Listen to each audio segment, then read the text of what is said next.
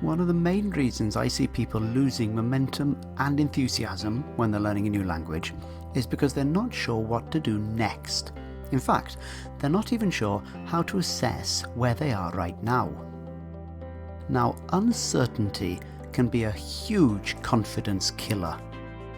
I want to try and help as many as possible of our learners keep their enthusiasm and momentum going. So over the next few videos, I'm going to map out what I hope will be an absolutely clear set of stages for language learning. It should be very easy indeed for you to identify what stage you're on at the moment. Once you know what stage you're on, it should be equally easy for you to see what you need to do next, and to keep a very high level of confidence if that's what you're already doing. Stage 1. Absolute beginners often have some of the highest levels of uncertainty, particularly if they haven't studied a language as an adult before and only have some painful memories of school to fall back on. That's why it's important to keep stage 1 as simple as possible and to make sure that you have an immediate sense of real achievement. So here's what you should do to begin with. Write down 5 sentences that you'd like to be able to say in your new language. You might like to split them into 3 statements about yourself and 2 questions you might like to ask other people. Then write down 1 possible answer to each of your questions and 1 question for each of your 3 statements about yourself. You'll end up with 3 questions and answers for yourself and 2 for someone else. Here's what you do next. Learn the individual parts of these sentences. So if one of the questions is, "Do you want to speak Spanish with me now?" you get it translated by asking a friend, asking on a forum, using Google Translate and then double checking it with a real person, finding it in a course you've bought, etc., etc. Then, once you have the translation, you learn "do you want" and "to speak" and "Spanish" and "with me" and "now."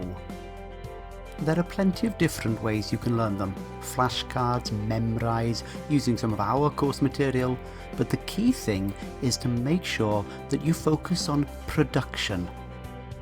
In other words, when you see or hear "to speak", you should be able to say hablar. Now, here's the magic bit. Once you've learned the individual parts of the 5 questions and the 5 answers, play around with them as much as you can. Here's what I mean by that. If you can say, "Do you want to speak Spanish with me now?" and you can also say, "I'd like to practice speaking with you tonight," and see how many different ways you can chop them up. Have a go at "I'd like to speak Spanish with you now" or "Do you want to practice speaking with me tonight?" Challenge yourself to make up as many different phrases as possible. Some of them might not work in your target language, and that's fine. This is just the testing stage. You'll find out quickly enough which of them need to be refined when you start using them with other people.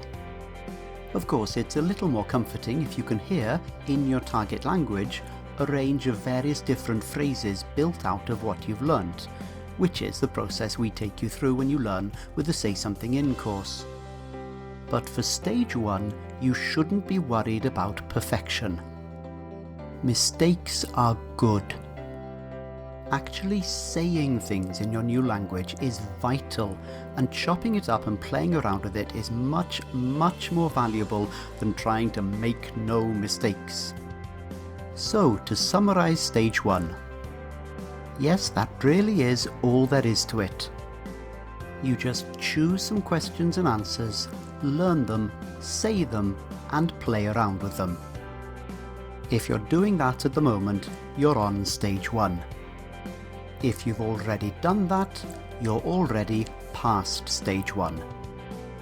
In the next video, you can find out how to get to stage 2, or find out that you're already past that as well. If you think this might be helpful for people who are just starting to learn another language, do please share it for them on Facebook and Twitter or any other sharing sites you use. Thank you.